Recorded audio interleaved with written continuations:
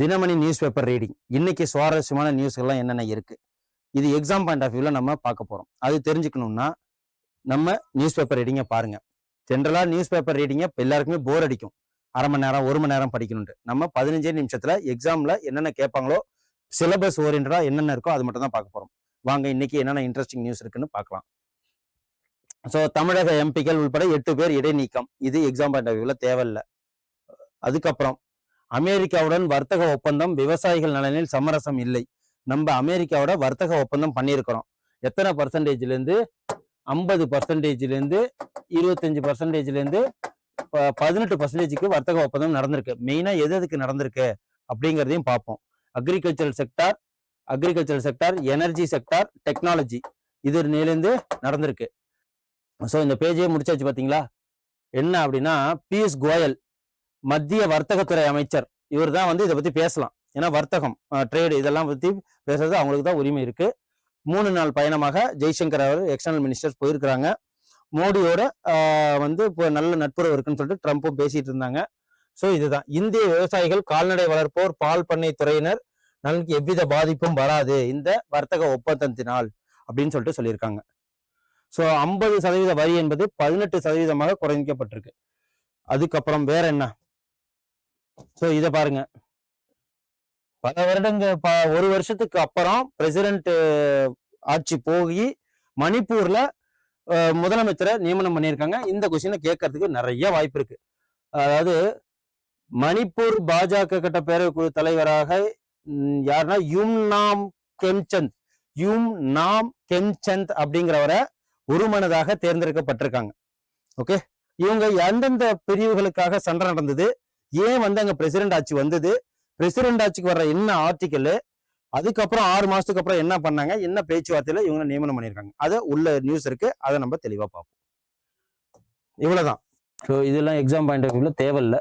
Okay, நம்ம அடுத்தது போயிடும். அப்புறம் இது தேவையா, குளத்தூர் வளர்ச்சி பணிகள் நமக்கு தேவையில்லை.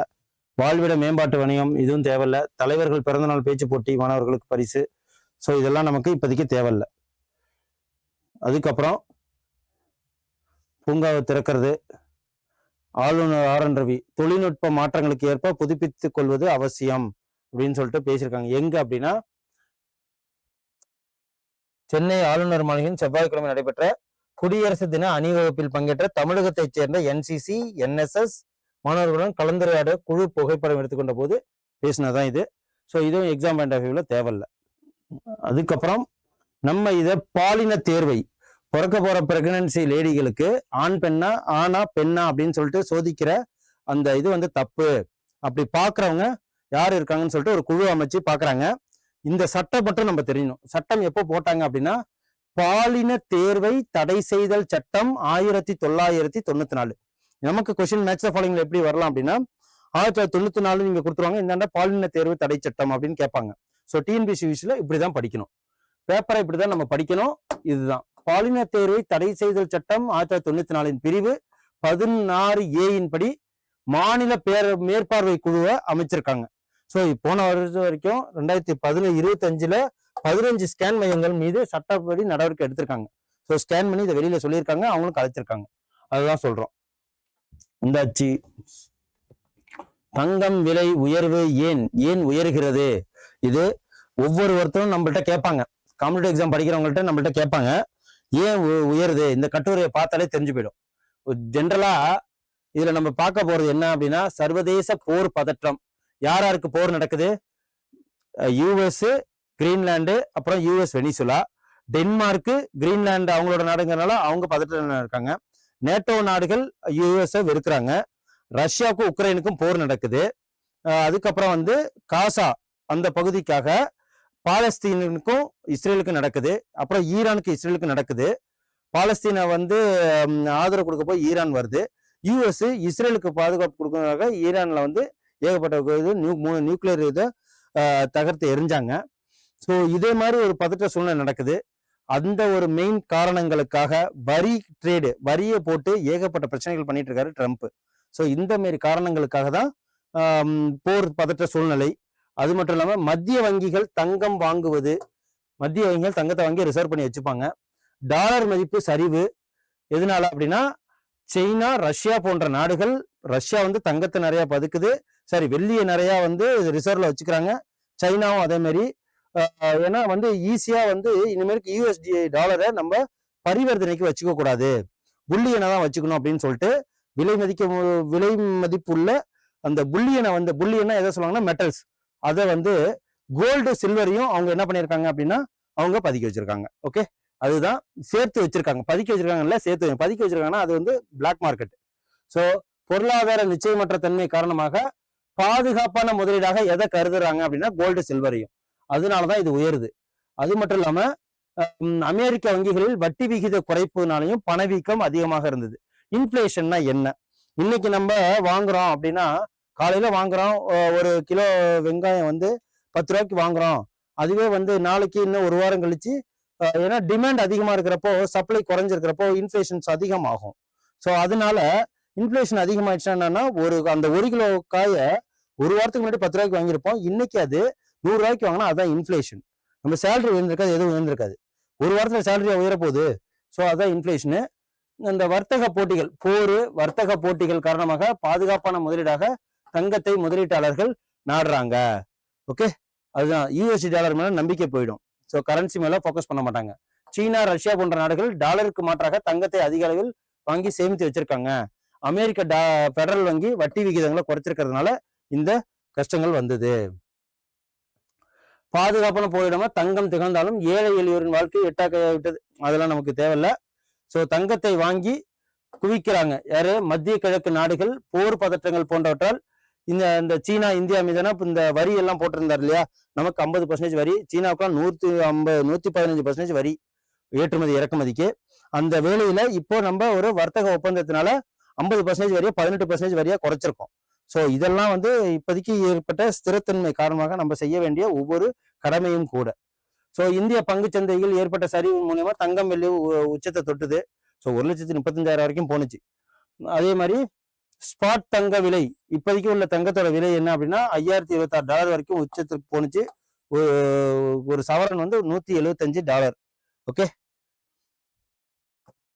ஸோ புவியியல் அரசியல் மோதல் காரணமாக அதுக்கப்புறம் ஐரோப்பாவின் பதில், அப்புறம் டாவோஸ்ல உள்ள தலைவர்கள் மாநாடு, அந்த எக்கனாமிக்கல் ஃபோரம் நடந்தது இல்லையா டாவோஸ்ல, அப்போ வந்து இந்திய விவகாரம் குறித்து விவாதத்தை போனது. அதுக்கப்புறம் அமைதி குழுன்னு ஒன்று ஆரம்பிச்சாங்க. ஸோ காசாவை நாங்கள் சீரமைக்க போறோம் அப்படின்னு சொல்லிட்டு அதுக்கு 20 நாடுகளும் என்னென்ன கல்ஃப் கண்ட்ரிஸ் 20 நாடுகளும் அதுக்கு ஆறுதலும் தெரிவிச்சிருந்தாங்க. எங்களோட ஆறுதலும் நாங்கள் தெரிவிக்கிறோம். ஆறுதல் இல்லை, ஆதரவு. அப்புறம் மத்திய வங்கி அதிகப்படியான வட்டியை குறைச்சது. அப்புறம் 10 நாள்கள் சென்னையில் தங்கம் விலை தொடர்ந்து ஏற்பட்டங்கன்றது. ஸோ இதுதான் இந்த தங்கம் விலை ஏறதுக்கான இந்த கட்டுரை. ஸோ இதுல வேற எதுவும் கிடையாது. நமக்கு இது எக்ஸாம் பாயிண்ட் ஆஃப் வியூல தேவையில்லை. ஸோ இதை பார்ப்போம். 2026-27 நிதிநிலை அறிக்கை. இந்த நிதியாண்டுக்கான நிதிநிலை அறிக்கையில பொருளாதார சூழலையும் அரசு எதிர்கொள்ளும் பல்வேறு சவால்களையும் எதிர்த்து இதை போட்டிருக்காங்க. இது எப்படின்னா 9வது முறையாக நிர்மலா சீதாராமன் தாக்கல் செய்த இந்த பட்ஜெட் 2026-27 கவர்ச்சி பட்ஜெட்டும் இல்லை, மிகவும் சாதுரியமாக பேரியல் பொருளாதாரம் மேக்ரோ எக்கனாமிக்ஸா இருந்தது அப்படின்னு சொல்லிட்டு சொல்றாங்க. அப்புறம் மதிப்பீட்டை விட எவ்வளவு அதிகரிச்சிருக்கு மொத்த செலவுகள் அப்படின்னு பார்த்தீங்கன்னா 7.7%. 7.7% அதிகரித்து மொத்த செலவினங்கள் 53.5 லட்சம் கோடி. அந்த வருஷத்துக்கு உண்டான செலவு. ஸோ எல்லாத்துமே ஒரு நல்ல ஸ்கீம்ஸா இருக்கட்டும், இன்ஃப்ராஸ்ட்ரக்சர் டெவலப்மெண்ட்டுக்கு மாநிலங்களுக்கு பணம் கொடுக்கறது. ஸோ மொத்தம் அந்த வருஷ செலவு 53.5 லட்சம் கோடி அதிகரிச்சிருக்கு. கடன் சேர்க்கப்படாத வருவாய் 7.2%. கடன்னு ஒன்று இல்லாம நம்ம கேபிட்டல் கெயின்ஸ் மூலயமா நம்ம வர்றது, அதுக்கப்புறம் வந்து வரி மூலயமா வர்ற அமௌண்ட் மட்டுமே 53.5 லட்சம். ஓகே, 36.5 லட்சம் கோடியாக காட்டப்படுகிறது. 7.2% அதிகரித்து நமக்கு வருவாய் வந்து அது டெபிசிட் பாருங்க, அதோட எத்தனை லட்சம் இருக்குன்னு. வருவாயே வந்து 36.5 லட்சம் தான் இருக்கு. அதோட மட்டும் இல்லாம நிதி பற்றாக்குறை ஜிடிபி 4.5 அளவு அதிகமாக ஆகாம 4.3%லயே வந்து அவங்க நிலைநிறுத்தி வச்சிருக்காங்க. இப்பதான் பார்க்கணும் நீங்க, ஜிடிபி நடப்பு நிதியாண்டுல இவ்வளவு அமௌண்ட் 35 லட்சம் 10% அதிகரித்து 39,03,393 கோடி. ஸோ மூலதன செலவுனா கேபிட்டல் எக்ஸ்பெண்டிச்சர்னா ரோடுக்காக செலவு பண்றது, அப்புறம் வந்து மிஷினரிக்காக செலவு பண்றது, கவர்மெண்ட் கம்பெனி ஃபேக்டரிஸ்க்காக இது பண்றது. அந்த மூலதன செலவு 31% தொடரும் என சொல்லியிருக்காங்க. அதுக்கப்புறம் கொரோனா காலகட்டங்களில் டெபிசிட் எந்த அளவுக்கு இருக்கு, நிதி பற்றாக்குறை 9.25%. இப்போ எவ்வளவு இருக்கு அப்படின்னு பாத்தீங்கன்னா 4.3%. ஸோ மொத்த வருவாய் 39 லட்சம் தான் நமக்கு வருவாயே வருது. ஆனா நமக்கு செலவு எவ்வளவு இருக்கு, 53.5%, 53.5 லட்சம் கோடி. இதெல்லாம் பார்க்கணும். அப்புறம் 4.2 லட்சம் கோடியில் இருந்து 12.2 லட்சம் கோடியாக அதிகரிப்பதை நம்ம காண முடியுது. ஸோ எவ்வளவுதான் டெபிசிட் இருந்தாலும் அப்படின்னு சொல்லிட்டு பாக்குறோம். இதெல்லாம் நம்ம இந்தியாவில் உலகளாவிய தரவு மைய சேவைகள் 20 ஆண்டுகள் வரி விலக்கு அளிக்க முற்பட்டிருக்காங்க. ஸோ 17 புற்றுநோய் மருந்துகளுக்கு சுங்க வரி விலக்கு, 7 அரிய நோய்களுக்கு இறக்குமதி செய்யப்படும் மருந்துகளுக்கு வரி இல்லை. அதே மாதிரி அப்புறம் மருந்து தயாரிப்பு மையமாக எதை மாத்தணும் அப்படின்னா ஜோன் சொல்றாங்க. கேரளம், ஒடிசா அரிய வகை கனிம வளங்கள், இந்தியாவை உலகத்தின் மருந்து தயாரிப்பு மையமாக ஃபார்மா இண்டஸ்ட்ரியை உயர்த்த பாக்குறாங்க. ஸோ 10,000 கோடி இதுக்காக அந்த 5 வருஷத்துக்கு ஒதுக்க போறோம்னு சொல்லியிருக்காங்க. ஸோ 2024 நிதியாண்டில் நிதிநிலை அறிக்கை தெரிவிக்கும் செய்தி என்ன, உடனடி கைத்தட்டல் பெறுவதற்கான அல்ல, வருங்காலத்தை மேற்கொண்டதாக இருக்கிறதா அறிவிச்சிருக்காங்க. ஸோ இவ்வளவுதான். யூஸ்ஃபுல்லா இருந்ததா அப்படின்னு சொல்லிட்டு கமெண்ட்ல சொல்லுங்க. அடுத்தது போயிடும். ஸோ மணிப்பூர் முதல்வர் அந்த யூம் நாம் கேம்சந்த் அங்க வந்து குடியரசு ஆட்சி இது வருது. எதனால அங்க சண்டை வந்தது அப்படின்னு சொல்லிட்டு பாத்தீங்கன்னா இதுதான் சொல்றாங்க. மணிப்பூர் பாஜக சட்டப்பேரவை குழு தலைவராக யும்நாம் கேம்சந்த் தேர்வு செய்யப்பட்டிருக்கிறாங்க. அதோடு மட்டும் இல்லாம மணிப்பூர்ல மைத்தேயி குஹி சமூகத்தின் 2 பேருக்கு இடையில நடந்த பிரச்சனைகள் காரணமாக அங்க குடியரசு ஆட்சி நடந்தது. எப்ப நடந்தது அப்படின்னா February 9 260 பேர் உயிரிழந்திருக்காங்க 2 ஆண்டுகளுக்கு முன்னாடி. ஓகேவா, 2023 February 9 மாநில முதல்வர் பதவி பிரேம் சிங் ராஜினாமா செஞ்சிருக்கிறாரு. அதோடு மட்டும் இல்லாம ஆகஸ்ட் வரை 6 மாதங்கள் வரை குடியரசுத் தலைவர் ஆட்சி நடக்குது. ஸோ இப்போ February 12 தான் இவரு திரும்பி வந்து முதலமைச்சர் போஸ்டிங் இருக்கு. யாரை வந்து துணை முதல்வர் தேர்ந்தெடுக்கலாம் அப்படின்னு பாத்தீங்கன்னா குஹி சமூகத்தை சேர்ந்த பாஜக முன்னாள் பெண் அமைச்சரான நெம்சா கிப்ஜன் தேர்வு எடுக்கப்படலாம் அப்படின்னு சொல்லிட்டு சொல்லியிருக்காங்க. ஸோ இதை மட்டும் பாத்துக்குங்க. பாஜக தான் மைத்தேயி குஹி 2 சமூகத்திற்கு இடையே ஏற்பட்ட பிரச்சனைகள் தான் மணிப்பூர்ல.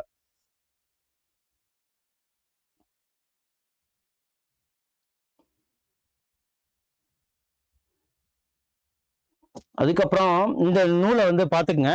ஏன்னா இது வந்து பாராளுமன்றத்தில் பேசப்பட்டிருக்கு. இது ஒரு பிரச்சனை ஆயிருக்கு. என்ன அப்படின்னா ஒரு 2002 to 2004 வரைக்கும் 2020 2022 வரைக்கும் இராணுவத்துல இருந்த உயர் அதிகாரி அவர் ஒரு புக் எழுதியிருக்கிறாரு.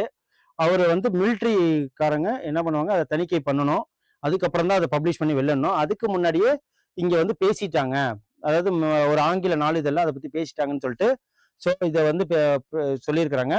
இந்த பிரச்சனைகளை வந்து பெருசாக்குறதோ இல்லையோ நம்ம எக்ஸாம் பாயிண்ட் ஆஃப் வியூல அந்த புக்கு பேர் என்ன, யார் எழுதுனது, அது நம்ம தெரிஞ்சுக்கணும். அதாவது எம்.என். நரவனே அவர் தான் பேரு. எம்.எம். நரவனே சுயசரிதை நூலுல 2009 19 2022 ஆண்டு காலங்கள்ல அவரு இராணுவ தலைமை தளபதியாக எம்.எம். நரவனே பதவி வகித்திருக்கிறார். அந்த காலகட்டங்கள்ல என்னென்னலாம் அவர் எக்ஸ்பீரியன்ஸ் பண்ணாலும் அதை சுயசரிதையில எழுதியிருக்கிறாரு. இந்த சுயசரிதை நூல் என்ன அது பேர் அப்படின்னா 4 ஸ்டார்ஸ் ஆஃப் டெஸ்டினி 2024. அதாவது 4 ஸ்டார்ஸ் ஆஃப் டெஸ்டினி, இதுதான் இந்த புக்கோட பேரு. இந்த ஆட்டோபயோகிராஃபி பேரு 4 ஸ்டார்ஸ் ஆஃப் டெஸ்டினி. அதுக்கப்புறம் 2019 2022 எழுதினது யாருன்னா எம்.எம். நரவனே. இதுதான் மெயின் திங். அதுக்கப்புறம் இது வந்து வெளியிட்டிருக்காங்க 2020 கிழக்கு லடாக் எல்லை கட்டுப்பாட்டு பகுதியில சீன பீரங்கிகள் மற்றும் படை வீரர்களோட அந்த பிரச்சனைகளை பத்தி எழுதியிருக்கிறதுனாலதான் இது. ஓகே, வேற ஒண்ணும் இல்லை. அதுக்கப்புறம் ஸ்போர்ட்ஸ் நியூஸ் வந்துருவோம். இது ரொம்ப ரொம்ப முக்கியம். இந்த வாட்டி உலக தரவரிசை ஜோகோவிச், அதாவது வருஷத்துல ஃபர்ஸ்ட் எது நடக்கும், ஆஸ்திரேலியா விம்பிள்டன் போட்டி நடக்கும். இந்த விம்பிள்டன் போட்டியில யார் வந்து ஆண்கள் பிரிவுல ஃபர்ஸ்ட் இடத்துலயும் பெண்கள் பிரிவுல ஃபர்ஸ்ட் இடத்துல இருக்காங்கன்னு பார்ப்போம். இந்த இதுல கரோலஸ் அல்காரஸ் தரவரிசையில டாப் 10 இடங்கள் இதுல கொடுத்துருக்கு. ஆண்கள் தரவரிசையில கரோலஸ் அல்காரஸ் இந்த ஏடிபி இதுல யாருன்னா 13,650 பாயிண்ட்ஸ் எடுத்து இந்த வாட்டி நடப்பு சாம்பியனான ஆஸ்திரேலியா நடப்பு சாம்பியனான அல்காரஸ் இந்த இடத்த பிடிச்சிருக்கிறாரு. பெண்கள் WTA உமன் டென்னிஸ் அசோசியேஷன், இது வந்து ஆண்கள் டென்னிஸ் பிரிவில் இந்த அரினா சப்லென்கா இவங்க வந்து தோத்து போயிட்டாங்க. இருந்த போதிலும் 10,999 பாயிண்ட்ஸ் எடுத்து முதல் இடத்துல இருக்காங்க. ஆக்சுவலா இந்த வாட்டி யார் வந்து எடுத்திருக்காங்க அப்படின்னு பாத்தீங்கன்னா எலனா ரைபிகினா, இவங்க தான் இந்த பெண்கள் பிரிவுல இவங்க இந்த வாட்டி சாம்பியன். யாருன்னா எலனா ரைபின்கா, கஜகஸ்தான் நாட்டை சேர்ந்தவங்க. இவங்க தான் இந்த ஆஸ்திரேலியா விம்பிள்டன்ல ஜெயிச்சிருக்காங்க. ஆண்கள் பிரிவுல கரோலஸ் அல்காரஸ், ஸ்பெயின் நாட்டை சேர்ந்தவர், 13,650.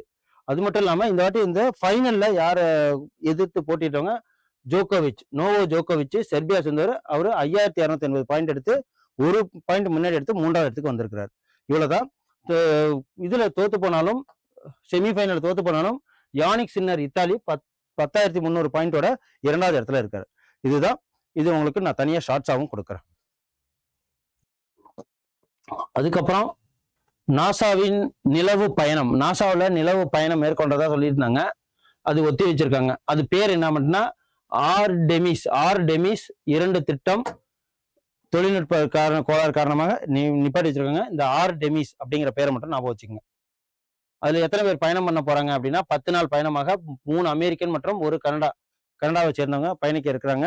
இப்போதைக்கு இந்த தொழில்நுட்ப காரணால இதை நிறுத்தி வச்சிருக்காங்க. ஆர்டெமிஸ் 2 நிலாவுக்கு செல்றாங்க. அதுக்கப்புறம் 40 லட்சம் டன் சரக்குகள் கையாண்டது மூலியமா தூத்துக்குடி வாவு சிதம்பரம் துறைமுகம் என்ன பண்ணிருக்காங்க, 2025 நிதியாண்டுக்கான 3,597 கோடி டன் சரக்குகள் கையாண்டதுனால இவங்க வந்து புதிய சாதனை படைச்சிருக்கு. அது மட்டும் தெரிஞ்சுக்கங்க. அதுக்கப்புறம் டேக் டெவலப்பர்ஸ் விளம்பர தூதராக AR ரகுமானை நியமனம் பண்ணியிருக்காங்க. இது ஒரு கன்ஸ்ட்ரக்ஷன் கம்பெனி. அதுக்கப்புறம் இன்னைக்கு அண்ணா நினைவு தினம், February 4 அண்ணா நினைவு தினம். இவங்க இறந்த அன்னைக்கு என்ன ஆட்சியில் இருந்தபோது இறந்தாங்க 1969. ஸோ அப்போ கின்னஸ் ரெக்கார்டு கூட படிச்சது. இன்னைக்கு February 4 அண்ணா இறந்த தினம். ஸோ அவ்வளோதான். எக்ஸாம் பாயிண்ட் ஆஃப் வியூவில் வேற ஒன்றும் இம்பார்ட்டன்ஸ் இல்லை. இன்னைக்கு இந்த நியூஸ் பேப்பர் ரீடிங்ஸ் எந்த அளவுக்கு யூஸ்ஃபுல்லாக இருந்தது அப்படின்னு சொல்லிட்டு பார்க்குறவங்க கமெண்ட் பண்ணுங்க. நன்றி, வணக்கம். Send a map. You dare to dream, we care to accomplish.